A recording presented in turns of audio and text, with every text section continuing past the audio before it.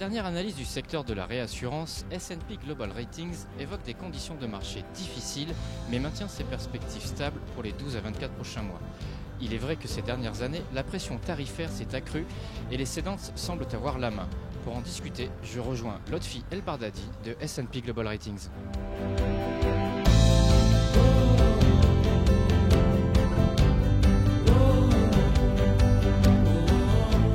Lotfi, bonjour. Alors, première question, quelles sont un petit peu les perspectives pour le marché de la réassurance dans les mois et les années à venir? Nous pensons que le secteur de la réassurance globale continue de faire face à des conditions défavorables en matière de souscription, ce qui se traduit notamment par une baisse continue des tarifs, même si on observe un ralentissement de cette baisse, on continue à s'attendre à une baisse de 5% cette année, de 0 à 5% et quelque chose de similaire pour 2017. À ceci s'ajoute l'environnement de taux qui est très bas, qui se traduit progressivement sur les rendements des réassureurs, des cédantes qui cèdent leur business donc de façon différente, qui retiennent plus. Et donc ce qui fait que, grosso modo, le secteur de la réassurance continue à faire face à des conditions défavorables. Est-ce que les surcapacités aussi du secteur et peut-être aussi la concurrence de la réassurance alternative vient faire levier de pression sur les tarifs aussi pour les réassureurs? Oui, les conditions défavorables sur les tarifs sont également très impactées justement par l'afflux de capacités. Je disais tout à l'heure que les cédantes retiennent plus. En même temps, il y a aussi une capacité abondante qui provient d'accumulation de fonds propres parce que les réassureurs ont eu des exercices très favorables qui provient aussi de capitaux externes, à savoir les capitaux alternatifs, ce qui fait que ça joue également, ça impacte également à la baisse des tarifs de la réassurance. Donc ça, c'est l'analyse au niveau global du marché. Maintenant, dans votre point que vous avez fait justement sur les perspectives du secteur, vous aviez noté l'écart et le fossé qui s'accentuait entre le top 10 et le reste du marché. Est-ce que cette analyse sur les perspectives un petit peu compliquées entre guillemets du secteur valent quel que soit en fait le niveau dans lequel, le groupe dans lequel se trouve l'acteur? Oui, alors peut-être plus globalement, la perspective que nous avons sur le secteur reste tout de même stable, parce que en général, les fonds propres dans le secteur restent très excédentaires. Le secteur a également des pratiques de gestion des risques qui sont très développées, et finalement, le secteur a une prise de risque à l'actif qui est limitée par rapport aux acteurs de l'assurance directe.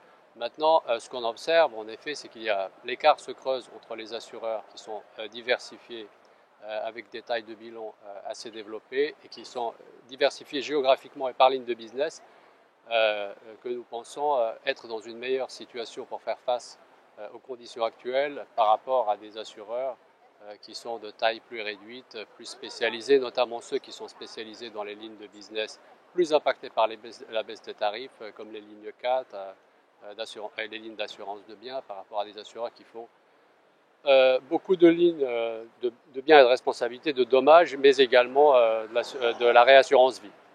C'est-à-dire que les perspectives sont plus compliquées entre guillemets pour les monoliners? Sur l'ensemble des assureurs internationaux que nous notons, on a une grande majorité de perspectives qui sont stables. Maintenant, on pense que si la situation actuelle persiste, il y a de fortes chances à ce que les assureurs de taille plus réduite souffrent en premier et beaucoup plus que les assureurs plus diversifiés. Vous avez évoqué la diversification géographique sur les lignes de business aussi. Il y a aussi un petit peu de diversification sur de l'assurance directe qui est faite par les réassureurs.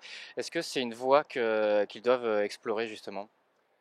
Euh, les réassureurs ont commencé à prendre et continuent de prendre des décisions stratégiques pour justement contrecarrer l'effet des conditions défavorables, y compris un passage un peu plus renforcé vers la réassurance proportionnelle.